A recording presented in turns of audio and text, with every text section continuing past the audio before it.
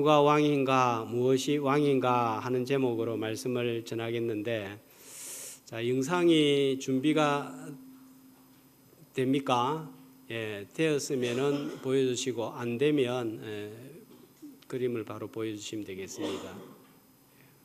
자, 소리가 들리게. 고교야구대회 결승에서 한국계 교토국제고가 사상 첫 우승을 이뤄냈습니다. 운동장이 좁아 이곳저곳을 전전했던 학생들이 3,400개 넘는 팀들을 제치고 우승한 건데요. 올해로 개장 100주년을 맞은 꿈의 무대 고시엔 구장엔 한국어 교가가 울려 퍼졌고 이 장면은 오늘도 생중계됐습니다. 현영준 특파원입니다. 한국계 교토국제고가 일본 고교야구대회 고시엔 최강자로 등극했습니다. 오늘 경기는 결승전답게 연장전까지 이어지며 피말리는 접전 끝에 승부가 났습니다. 9회까지 0대0 팽팽한 투수전을 펼치던 교토국제고와 관동제일고는 연장 10회에서 타선이 불을 뿜었습니다.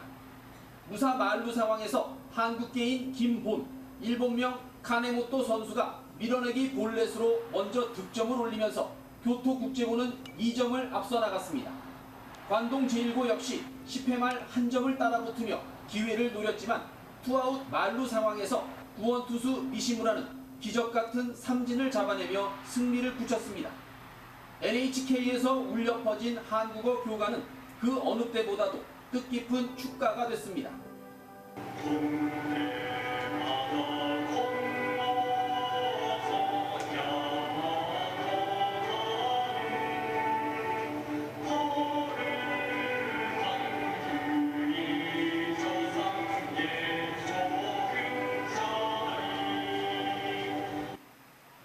오늘 결승전에서 특히 양팀의 응원전이 본 경기만큼 눈길을 끌었습니다. 관동제일고를 응원하기 위해 멀리 도쿄에서 야구 팬들이 몰려왔고 우리 국민들도 항공편을 이용해 교토국제고 응원단에 합류했습니다. 자, 여기까지 보여주시면 되겠습니다. 예, 여기까지 보여주시면 되겠습니다. 있다고 해가지고. 예, 여기까지 보여주시고 이제 다음 그림 바로 보여주시면 좋겠습니다. 자, 제가 저 뉴스를 보고 저 장면을 보고 일본 고교 야구 우승인데 한국어 교가가 나와서 처음에는 잘못 들은 줄 알았습니다.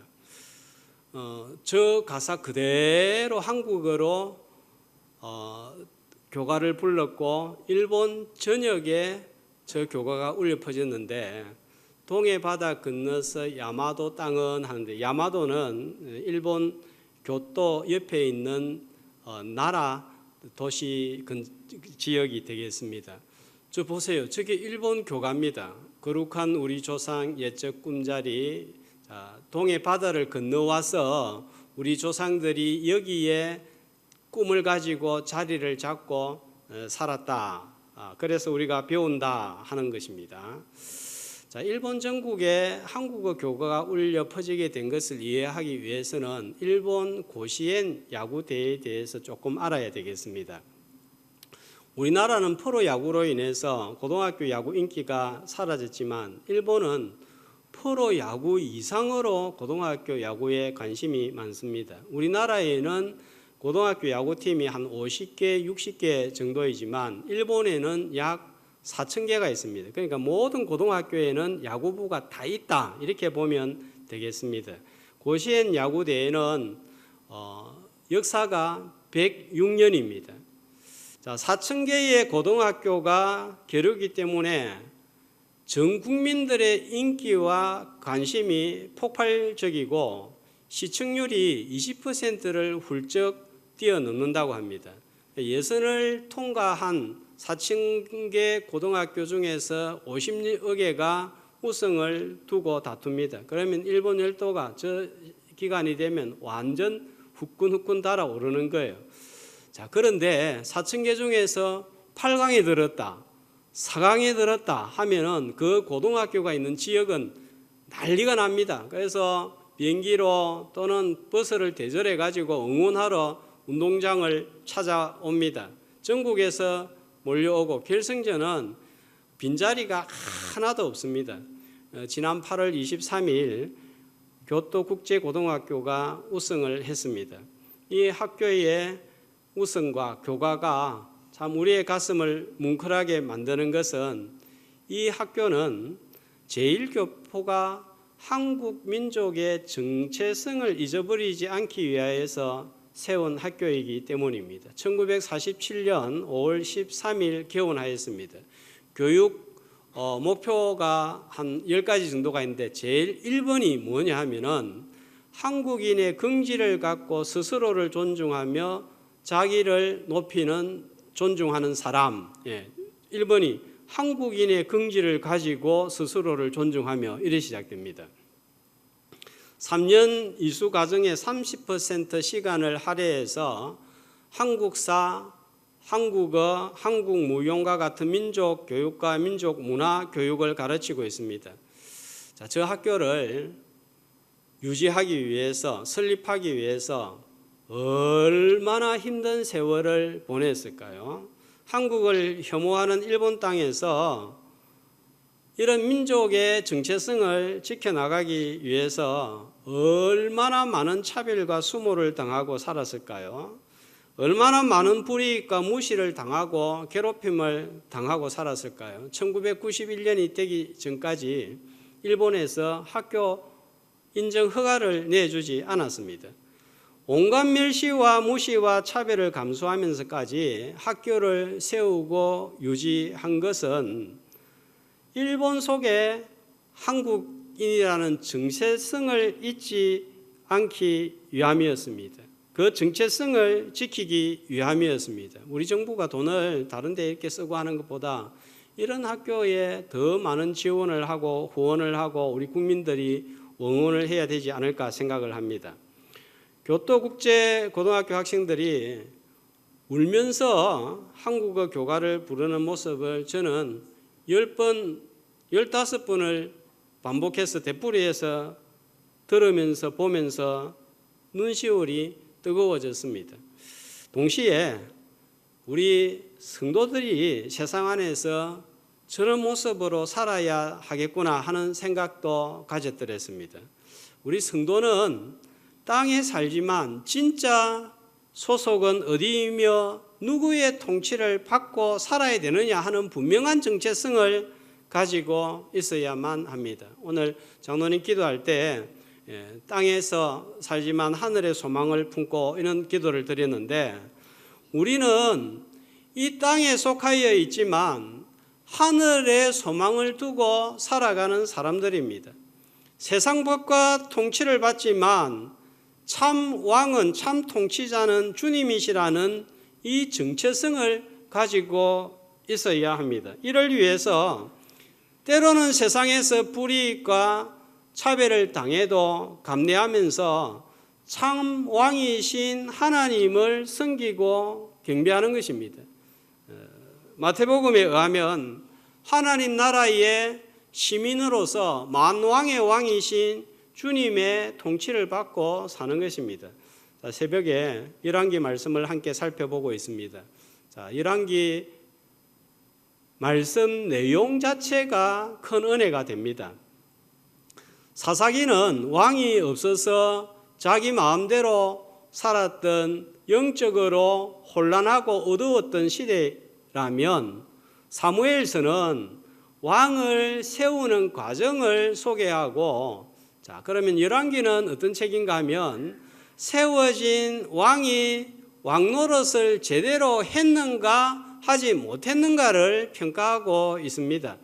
자, 이스라엘의 왕은 다른 주변의 나라들과 세상 나라의 왕들과 다릅니다. 다니엘 4장 28절에서 30절 말씀을 보면 느부갓네살 왕이 바벨론이라는 대제국을 건설한 후에 그 제국을 바라보면서 이렇게 생각하고 말을 합니다. 다니엘 4장 28절에서 30절까지입니다. 자, 이 모든 제국이 다 나 느부갓네살 왕에게 이루어졌다. 자, 그러니까 그 왕궁 집에 위에서 누가 근입니까? 내가 근입니다. 나 왕이 말하기를 이 큰 바벨론은 누가 건설했다고요? 내가 능력과 권세로 건설했기 때문에 자, 이 도시, 이 도성은 누구의 도성입니까? 나의 도성입니다. 그래서 이 든든하고 강한 제국을 세워서 뭘 나타내고 싶어 합니까?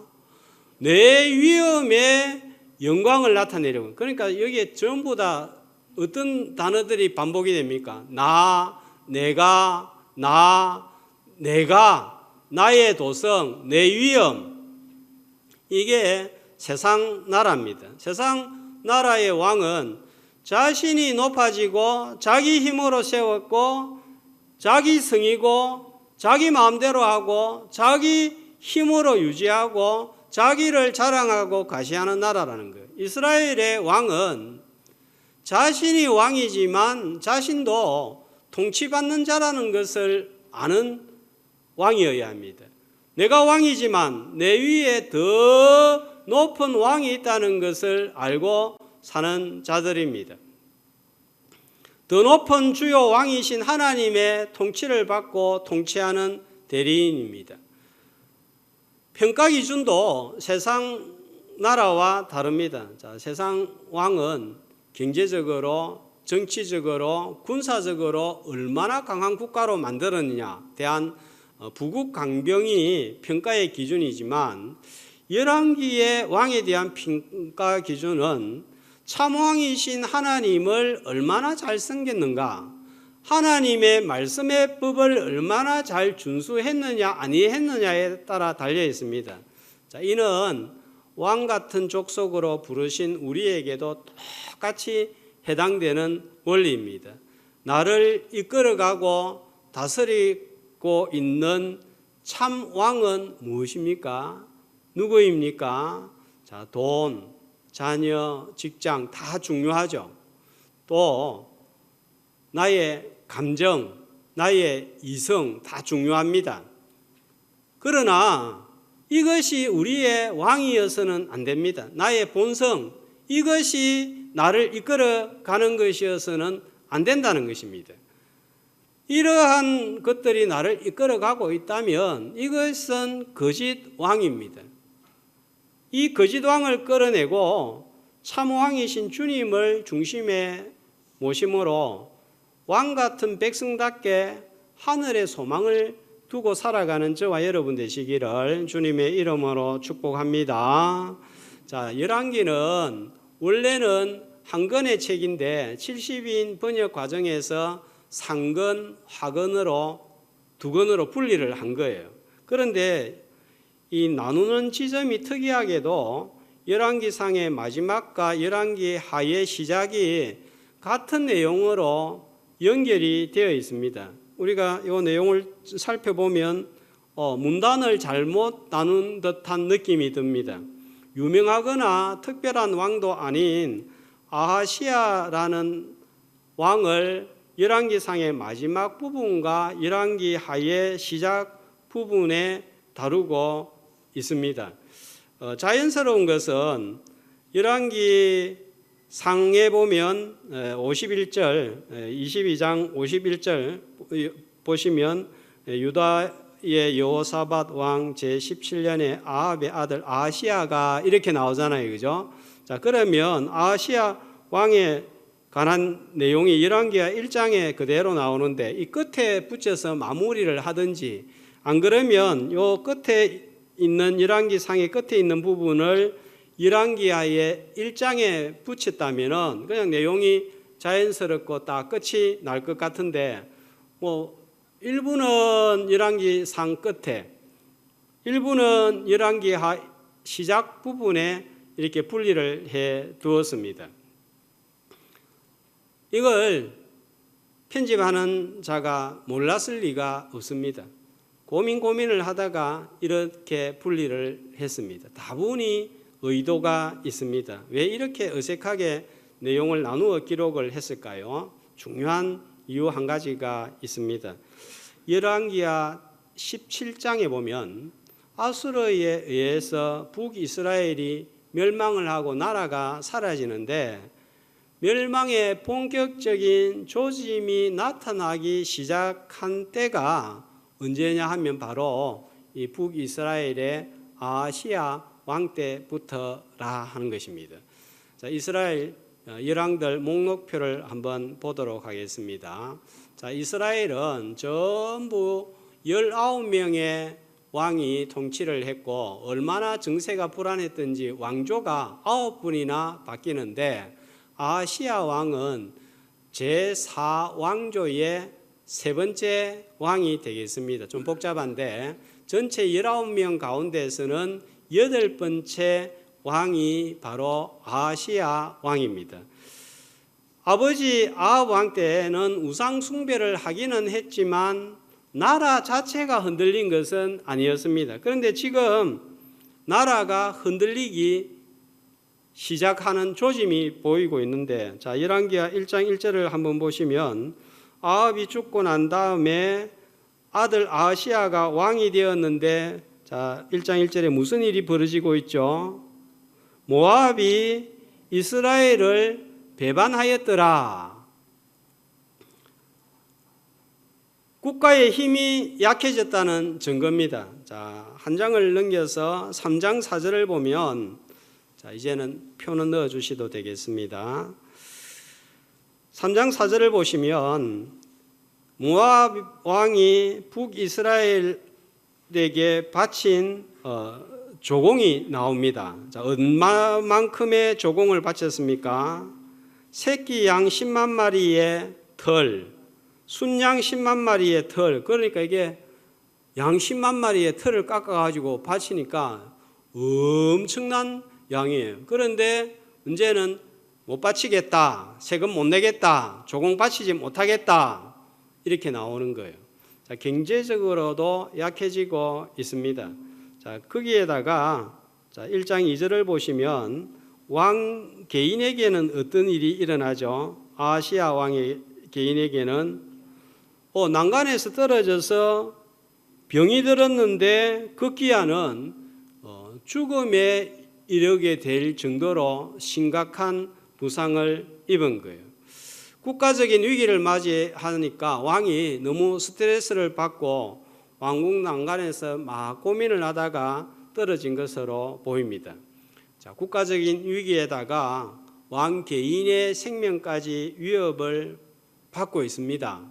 자, 세상이 볼 때는 재수가 없다, 운이 안 좋다, 우연이다 이렇게 볼 수 있지만 하나님 나라 백성의 입장으로 볼 때는 우연이 아닌 거죠. 그러면 하나님의 백성으로서 하나님 나라의 왕으로서 어떤 생각을 하고 태도를 취해야 되겠습니까?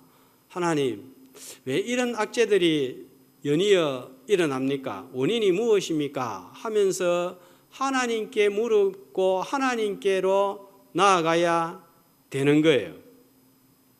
그런데 이런 위기 상황 가운데서 왕은 엉뚱한 곳에서 돌파구를 찾으려고 합니다. 자, 사절단을 2절에 보면 보냅니다. 병들매 사자를 보내는데 누구한테 보냅니까? 누구한테 보내고 있죠? 에그론의 신 바알세붑입니다. 바알세붑 하면 파리떼의 주인이란 뜻입니다. 그러니까 파리 또 바알과 연관이 있는 우상입니다. 신약 마태복음 12장에 보면 예수님이 귀신을 쫓아내니까 바알세불의 힘으로 쫓아낸다고 비난하는 그 신입니다. 자, 사람이 아둔하면 왕이라고 하는 엄청난 권력을 가진 자가 파리떼를 의지하는 미련한 자처럼 되는 거예요. 채로 잡아야 할 파리를 의지의 대상으로 삼는다는 것은 코미디처럼 보입니다. 왕이 그것도 이런 일을 하는 거예요. 자, 이런 코미디가 현대인들에게도 똑같이 일어나고 있습니다. 배웠다고 하는 지식인, 높은 자리에 앉아 있는 자들, 많이 가진 부자들에게서 형태는 다르지만 코미디 같은 일을 보게 됩니다. 돈이 생명을 구할 수 없는데도 불구하고 돈의 목숨을 거는 사람들이 부지기수입니다. 무당과 정계에 인생을 거는 사람들이 많습니다. 나라의 정책까지도 미신을 의지합니다. 자, 조선이 망할 무렵에 민비로 알려진 명성황후. 자, 우리는 명성황후 하면은 일본인에 의해서 난자당해서 시신이 불태워진 비참한 일을 당했다. 그것만 생각하지만 이 민비 명성황후는 점쟁이와 무당을 불러 왕궁에서 자주 구슬하고 무당에게 진령군이라는 호칭을 주고 엄청난 권력을 주어서 국가 대사소를 결정할 때 그 판단까지도 이 무당한테 맡겼습니다. 이게 말이나 되는 소리입니까? 나라가 망하려고 하니까 해괴망측한 짓이 황실에서 날마다 벌어졌습니다. 날마다 구슬하고 점을 치고 난리가 났습니다. 자, 이런 일들은 지금도 일어나고 있죠. 국민들은 비난하면서도 이런 일을 따라갑니다. 궁합에 따라 헤어지기도 하고 만나기도 합니다. 이사하는 날짜도 방향도 미신에 의해서 정하고 움직이는 사람들이 많습니다. 자신도 모르게 다른 누군가에 의해서 무엇인가에 의해서 지배를 받고 있는 거예요. 또 다른 형태의 바알 세부백에 묻고 의지하고 있습니다. 나는 그런 거 의지 안 한다, 묻지 않는다. 내 자신이 결정하고 판단한다. 그거는 자기 자신이 왕이 되어서 자기를 이끌어가고 있는 것입니다. 그런데 우리 성도들의 왕은 누구입니까? 하나님이십니다. 주 하나님 외에 무엇인가가 누군가가 나를 다스리고 끌고 가고 있다면 그것이 바로 현대판 바알 세법이 되는 거예요. 가짜 왕입니다. 우리는 주일 예배에 참석하면서 자신도 모르게 나를 끌어가고 있는 가짜 왕 바알 세부를 몰아내고 참 왕을 내 마음 중심에 모시는 거예요. 오늘도 말씀을 듣다가 가짜 왕이 나를 다스리고 있다면 깨부시고 제거해서 참 왕의 통치를 받는 저와 여러분 되시기를 주님의 이름으로 축복합니다. 하나님께서는 이런 미련한 왕의 행동에 개입을 하십니다. 그냥 내버려 두면은 될 텐데 개입을 하는 거예요. 하나님이 제동을 거는 거예요. 이게 하나님의 은혜입니다. 우리가 뭔가 엉뚱한 것을 쫓아 행할 때에 하나님이 이런저런 개입을 하는 것이 은혜란 사실입니다. 자, 3절과 4절 말씀해 보면 선지자를 보내어서 돌이킬 수 있는 기회를 주십니다. 자, 엘리야 선지자를 보내어서 그 사절단이 중간에 발을 멈추고 뭐라고 메시지를 전하라고 하죠. 이스라엘에 하나님이 없어서 에그론의 신 바알 세부백의 엉뚱한 왕의 가짜 왕에게 파리한테 찾아가서 물어보느냐 하는 것입니다. 파리 우상에게 찾아가는 어리석은 행동에 하나님이 제동을 거는 거예요. 깨어있는 왕이라면 이 메시지를 듣고 어떻게 해야 되겠어요? 어이쿠, 내가 어리석게도 왕으로 참왕이신 주 하나님을 잊어버리고 엉뚱한 것을 쫓아 살았구나 하면서 돌이킬 줄 알아야 됩니다. 그런데 어떤 태도를 취하죠? 파리 우상에게는 아주 정중하게 예의를 갖춘 사절단을 보냅니다. 떨어져 병들매 사자를 보냈습니다. 사절단을 보냈다는 거예요. 그런데 9절 말씀을 보시면 하나님의 선지자에게는 누구를 보내죠? 50부장과 그의 군사 50명입니다. 완전 전쟁하겠다는 태도입니다. 왕이 가진 힘으로 제압하려고 하는 모습입니다. 자, 왕이 이러니까 지휘관들과 군사들도 마찬가지입니다. 가서 엘리야에게 어떤 태도를 취합니까? 갈멜산 꼭대기 위에 앉아 있는데 자, 지휘관이 찾아가서 엘리야에게 뭐라고 말합니까? 9절에 보면 하나님의 사람이여 왕의 말씀이 내려오라 하셨나이다. 자, 하나님의 사람이여 하니까 아주 신앙이 있는 것처럼 인정하는 것처럼 이야기하는데 그 뒤에 말씀을 보면 영 아니죠.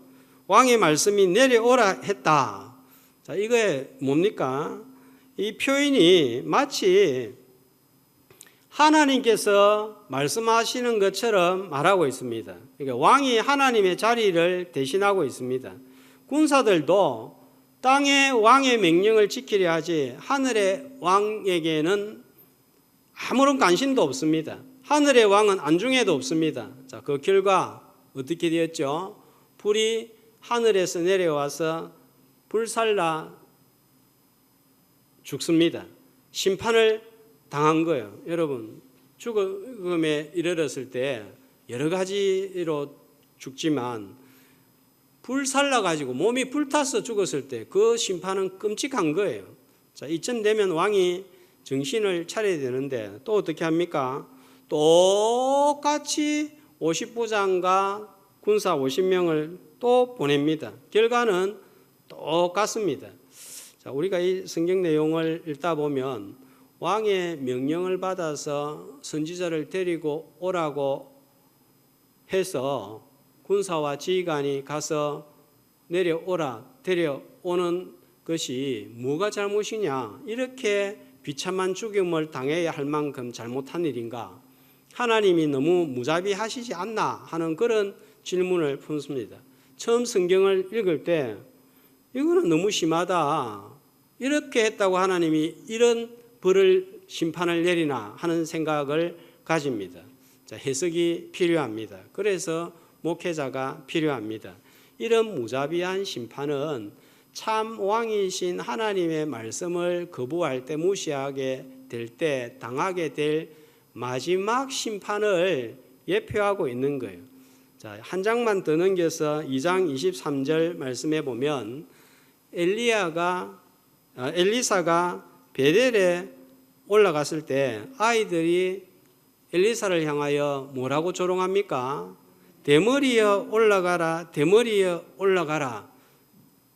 그러니까 앙콤 둘이 나와서 42명의 아이들을 물어뜯겨 죽입니다.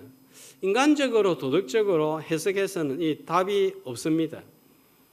뭘 보여주려고 하는가 하면 그 시대가 왕, 지휘관, 어른, 아이들 할 것 없이 말씀 무시한 것을 보여주고 말씀에 대한 무시의 결과는 심판임을 우리에게 계시로 알려주고 있습니다. 예수님이 오셔서 마지막 심판에 대하여서 말씀하셨습니다. 이 예수님의 심판에 대하여 조롱하는 지식인들, 종교인들, 학자들, 부자들, 권력자들이 많습니다. 신이 없다. 세상은 우연히 창조되었다. 미생물이 진화해서 원숭이가 되고 원숭이가 사람이 되었다.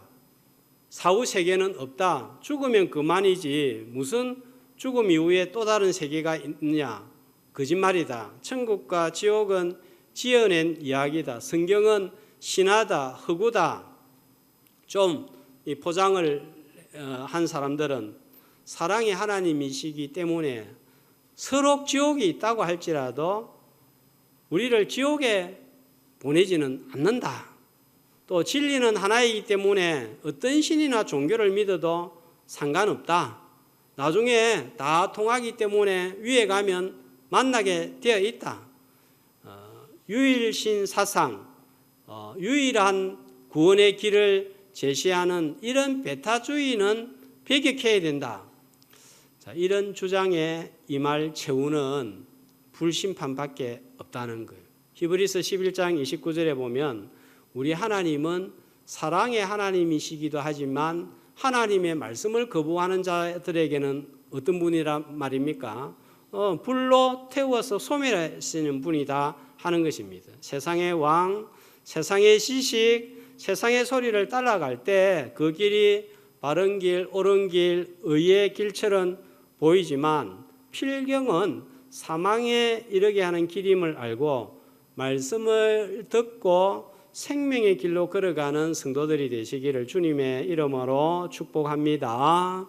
그러면 우리가 살 수 있는 길, 생명의 길이 무엇입니까? 세 번째 지휘관과 군사들을 통해서 살 수 있는 길을 제시하고 있습니다. 이들의 반응과 태도를 통해서 사는 길을 알려주고 있습니다. 자, 세 번째 지휘관 13절에 보면 자, 어떻게 다릅니까? 선지자에게 접근하는 태도가 다릅니다. 첫 번째와 두 번째 지휘관과 군사들은 땅의 왕의 명령이 하나님의 명령보다 높은 것처럼 전했습니다. 자, 그렇지만 13절 세 번째 지휘관은 다릅니다. 자, 똑같이 하나님의 사람이여 했는데 똑같이 하나님 아버지 이렇게 불러도 다르단 말이에요. 왜 다릅니까? 아까는 입으로만 하나님이라 불른 하나님의 사람이라고 했지만 이제는 마음으로 그 하나님의 사람을 인정하는 거예요. 자, 그게 어디에서 드러나는가 하면 태도에서 드러납니다. 자, 어떻게 그 태도를 보입니까? 엘리야 앞에 이르렀을 때 무릎을 꿇어 엎드려 간구했다. 당신의 종과 50명의 생명을 귀히 보소서. 선지자의 권위를 인정했고 선지자의 입에서 나오는 말씀을 존중을 했다 하는 것을 우리가 볼 수 있습니다. 왜 선지자를 존중하지요? 말씀을 맡았기 때문입니다. 참왕, 하늘의 왕의 명령을 따르겠다는 의미입니다. 자, 결과는 어떻게 되었습니까? 세 번째 지휘관과 50명 한 명도 죽지 않고 전부 다 생명을 건졌습니다. 말씀을 인정하고 말씀 맡은 자를 존중할 때 사는 역사, 생명의 역사가 일어날 줄 믿습니다. 올여름 너무 덥죠? 에어컨 없이 살 수 없는 세상이 되고 말았습니다.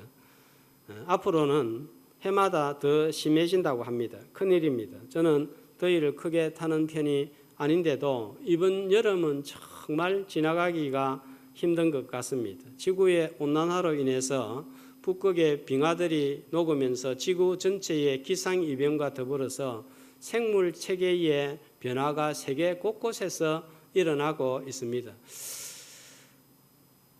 너무 덥죠? 그런데 여기에서 한 10도, 15도가 더 올라가면 어떻게 되겠어요? 28도, 29도 되면은 그래도 아이고 덥지만 살만하다 싶은데 2도만 더 오르니까 31도, 32도가 되니까 더워 죽겠다 이렇게 되죠. 그죠? 그런데 여기에서 10도, 20도만 더 오르면 어떤 현상이 벌어지겠습니까? 해수면이 증가하면서 육지를 뒤덮고 뜨거워서 죽습니다. 제가 이 여름을 지나면서 요한계시록의 말씀의 의미를 조금 실감하겠더라고요. 요한계시록 8장에 보면 이 불심판, 물심판이 나오고 요한계시록 16장 8절에 보니까 이런 심판의 내용이 나오고 있습니다. 같이 넷째 천사가 그 대접을 해에 쏟음에 해가 권세를 받아 불로 사람을 태우니 태양이 1억 5천만 킬로미터 떨어져 가지고 멀리 떨어져서 뭐 잘 유지가 되고 있는 것 같지만 조금만 뭐 이상 현상이 일어나 가지고 이제 10도, 20도 올라가면 뭐예요? 이게 바로 불심판입니다. 타 죽겠다는 소리가 나오는 거예요. 자, 일본은 언제일지는 모르지만 가까운 시일 안에 강도 7.0, 9.0의 지진이 발생할 수 있고 이로 인해서 쓰나미가 발생하고 수십만 명이 사망할 수 있다는 것을 일본 기상청에서 발표하는 뉴스를 여러 번 들었습니다. 세상을 심판하는 방법은 하나님의 손에 수만 가지가 들려 있습니다. 어쩌면 심판에 대한 징조로서 이런 이상의 기후와 변화가 일어나고 있는지도 모릅니다. 그것들 2도만 3도만 올려도 못 살겠지. 10도 올리면 다 타 죽고 만다. 내가 조그만 온도 올리면 너희들 세상은 끝장이다 하는 메시지가 우리에게 될 수도 있습니다.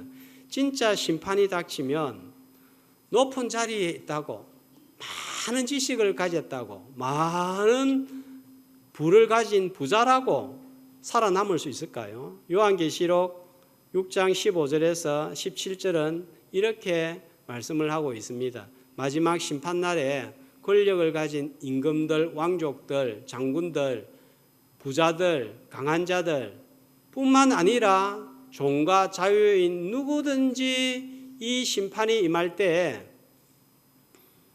뭐라고 외칩니까? 누가 능히 그 심판 앞에 서리요? 아무도 설 수 없다는 거예요. 오직 말씀의 지침을 따르는 길 외에는 구원의 길이 없습니다. 그 외의 길은 전부 사망과 심판의 길입니다. 자, 1장 16절 말씀을 보면 말씀을 무시하고 멸시한 아시아 왕은 자, 결국 어떻게 됩니까? 침상에서 내려오지 못하고 반드시 죽으리라 말씀하셨는데 17절에는 결과가요. 엘리야가 전한 여호와의 말씀대로 죽었습니다.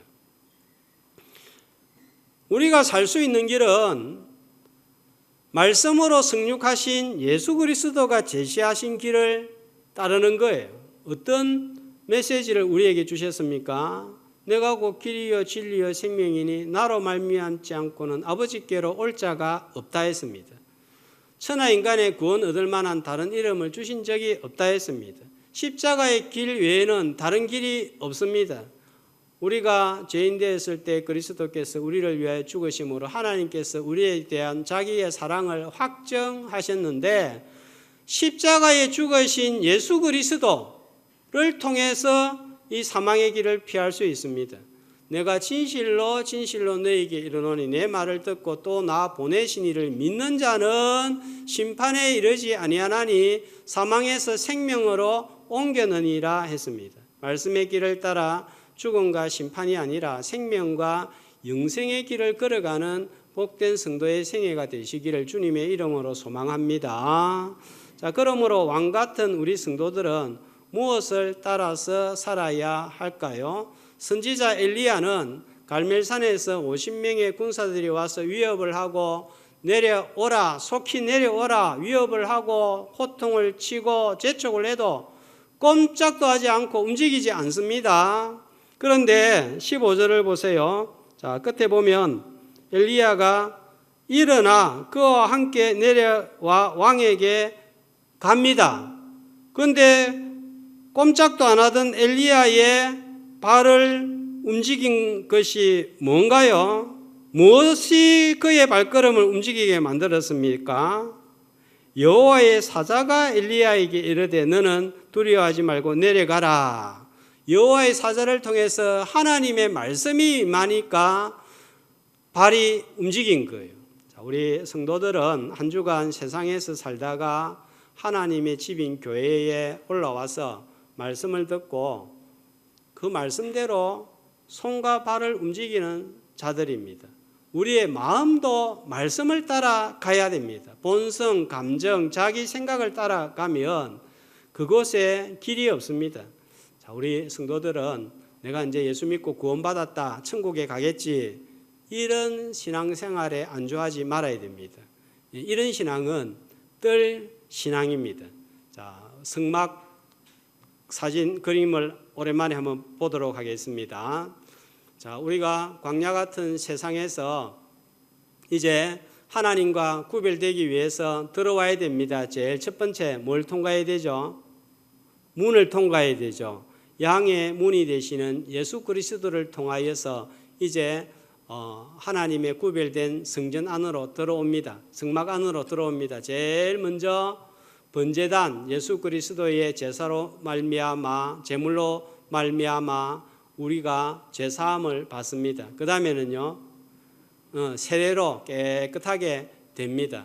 요까지는 울타리만 통과하면 되는 거예요. 자, 그러면 우리가 죄씻음을 받고 의로워지죠. 칭의신앙입니다. 그런데 여기에 머무르면 되나요? 더 나아가야 됩니다. 더 가까이 주님께로 나아가야 됩니다. 자, 어디로 들어가야 되죠? 성소신앙으로, 뜰신앙에서 성소신앙으로 나아가야 되는 거예요. 자, 왼쪽에 뭐가 있습니까? 금등잔대가 있고 오른쪽에는 떡상 진설병상이 있습니다. 떡상에 있는 떡은 생명의 양식 말씀을 상징합니다. 자, 그런데 안 보입니다. 먹기 위해서 보여야 되는데 그래서 뭐가 있어요? 왼쪽에 금등잔대 불을 비추면 이 떡이 보이는 거예요. 먹는 거예요. 성령께서 조명하여 주실 때에 깨닫게 되고 말씀을 먹게 되는 거예요. 그래서 세상을 환히 밝히는 빛의 역할을 감당하는 것입니다. 자, 여기에서 멈추면 안 됩니다. 더 나아가야 됩니다. 뭐가 있습니까? 지성소 바로 앞에. 지성소 바로 앞에 뭐가 또 기구가 하나 더 나와 있잖아요. 지성소 바로 앞에 글자가 안 나와 있으니까 모르네요. 그죠? 분향단이 있죠. 예, 향이 나는 거죠. 자, 그래서 성령의 조명으로 말씀을 깨닫고 먹으면 세상을 밝히는데 그리스도의 향기가 되어서 복음을 전파하는 단계에 이르는 거예요. 그래서 점점 나가는 거예요. 성화된 신앙, 성숙한 성도가 되는 것입니다. 자, 이를 위해서 늘 우리가 해야 할 일은 회개하는 일입니다. 우리는 늘 본성대로 살고 감정대로 고집대로 쓸데없는 자존심으로 살려고 합니다. 이러면 속이 좁쌀같이 되고 이런 마음을 가진 사람에게는 사람들이 붙지 않습니다. 마음이 넓어지고 간대해져야 됩니다. 이런 분들에게는 멀고 가까운 사람들이 틈날 때마다 와서 같이 차 마시자 밥 먹자고 할 것입니다. 나이가 들면 주변에 사람들이 붙는 것이 얼마나 큰 복인지 깨닫습니다. 성소 신앙으로 말씀의 통치를 받는 성화된 성도들에게 이런 복이 임할 줄 믿습니다. 참 왕 만왕의 왕의 명령에 통치를 받는 길은 말씀대로 손과 발과 마음이 움직이는 것입니다. 그 말씀에 성령께서 역사하실 때 손이 발이 마음이 녹아지고 부드러워지고 움직여져서 평안과 위로를 이 땅에서 받게 됩니다. 자, 오늘 예배를 드리면서 저와 여러분의 왕이 누구입니까? 무엇입니까? 무엇이 나를 지난 한 주간을 이끌었고 다음 한 주간을 이끌어 갈 것입니까? 말씀을 듣고 바알세붑을 제거하고 움직일 때 참왕이신 주 하나님의 통치를 받고 이 땅에 살지만 하늘의 소망을 두고 살아가는 천국 백성들 다 되시기를 주님의 이름으로 축복합니다.